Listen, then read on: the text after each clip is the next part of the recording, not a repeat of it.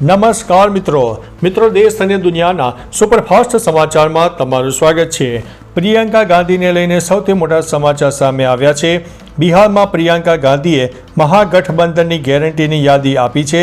25 લાખ રૂપિયા સુધીની મફત સારવાર મળશે। ફેફસા નબળા હોય તેવા લોકો તાત્કાલિક દિલ્હી છોડી દે, એમ્સના પૂર્વ ડિરેક્ટર ગુલેરિયાની મોટી ચેતવણી સામે આવી છે। જયપુરમાં ડમ્પરે 50થી વધુ લોકોને કચડ્યા છે। અનેક ગાડીઓને ટક્કર મારી હોવાના અહેવાલ છે। 14ના મોત થયા છે અને 40 લોકો ઈજાગ્રસ્ત થયાના અહેવાલ છે। બસ અને ટ્રક વચ્ચે ટક્કરમાં 17 મુસાફરોના થયા છે મોત। તેલંગાણામાં આ ભીષણ અકસ્માત સામે આવ્યો છે।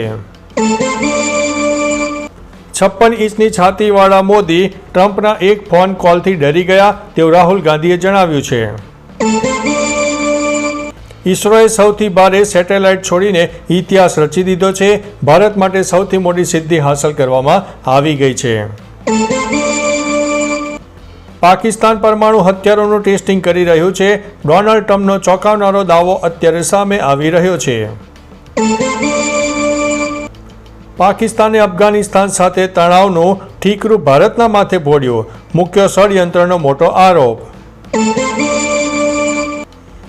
નાઇજીરિયામાં જો ખ્રિસ્તીઓની હત્યા નહીં અટકે તો અમેરિકા હુમલા કરશે, ડોનાલ્ડ ટ્રમ્પે આપી છે મોટી ચેતવણી। હવેથી વન ટાઈમ એડમિશન ફી નહીં લઈ શકાય, ખાનગી શાળાઓને ડીઈઓનો કડક આદેશ સામે આવ્યો છે। મોટો સ્કેમ સામે આવ્યો હતો, 6 આરોપીઓની ધરપકડ કરવામાં આવી છે। ગુજરાત સાયબર ક્રાઇમે ઝડપી પાડેલા 190 કરોડથી વધુની સાયબર ઠગાઈ અત્યારે પકડાઈ ગઈ છે। નહીંતર મહેમતની કમાણી મિનિટોમાં ચાવ થઈ જાત।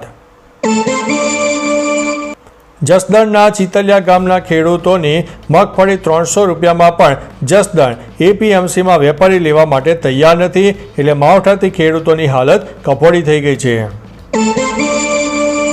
જૂનાગઢની વાત કરીએ તો જૂનાગઢમાં 32 કલાક થઈ ગયા છતાંય મહાદેવ ભારતી બાપુનો કોઈ અત્તો પત્તો નથી। સીસીટીવીમાં તે દેખાયા હતા।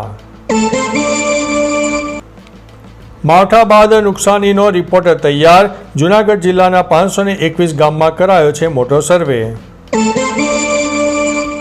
સુરેન્દ્રનગરમાં કમોસમી વરસાદથી ખેડૂતોના પાકને ભારે નુકસાન થયું છે। તાત્કાલિક સર્વે અને વળતરની માંગ સામે આવી છે। જૂનાગઢમાં ગિરનાર લીલી પરિક્રમા રદ થતાં માળા વેચના વેપારીઓની હાલત કફોડી, લોકોની હાજરી પરંતુ રોજગાર નહીવત હોવાનો દાવો છે। જૂનાગઢમાં વરસાદને કારણે ગિરનાર લીલી પરિક્રમા રદ કરવામાં આવી। સંન્યાસીઓએ આવકમાં મોટો ઘટાડો પણ થયો છે। માનવતાનું અનોખું ઉદાહરણ, સુરતના ઉદ્યોગપતિએ 290 ખેડૂતોને 90 લાખ રૂપિયાનું દાન આપીને દેવા મુક્ત કર્યા છે। ગીર સોમનાથમાં પાક નુકસાનીનો સર્વે શરૂ, 100થી વધુ કર્મચારીઓ આ કામગીરીમાં જોડાયા છે। સાબરકાંઠામાં 60,000 હેક્ટર પાક બરબાદ થયો છે। ખેડૂતોની સ્પષ્ટ માંગ છે કે પારદર્શક સર્વે અને યોગ્ય વળતર આપવામાં આવે। તો ચાલો મિત્રો, ફરીથી દેશ અને દુનિયાના સુપરફાસ્ટ સમાચાર લઈને મળતા રહીશો। ત્યાં સુધી અમને રજા આપશો।